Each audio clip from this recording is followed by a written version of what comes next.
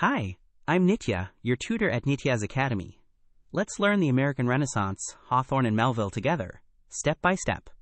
Not every romantic was an optimist. Dark Romanticism pushed back against the transcendentalist faith in human goodness. Writers like Hawthorne and Melville explored the shadows, sin, guilt, obsession, and the evil that can hide inside any heart. They believed people were deeply flawed, and that nature could be menacing, not just nurturing. This darker, more skeptical vision powers some of America's greatest novels. These authors loved symbolism, where a single object carries a deeper idea, and allegory, where an entire story works on two levels. In Hawthorne, the scarlet letter A shifts from meaning adulteress to able as the heroine grows. In Melville, the white whale resists any single meaning at all. As you read, ask not just what happens, but what each image might represent.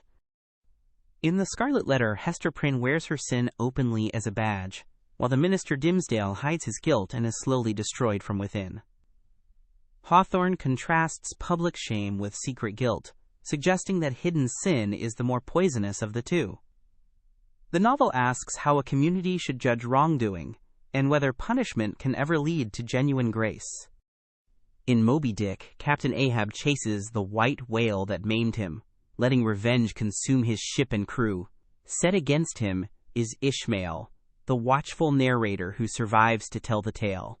Melville uses their contrast to explore obsession and the limits of human knowledge, the dangerous pride of a man who insists on conquering a universe he can never fully understand. Let's review.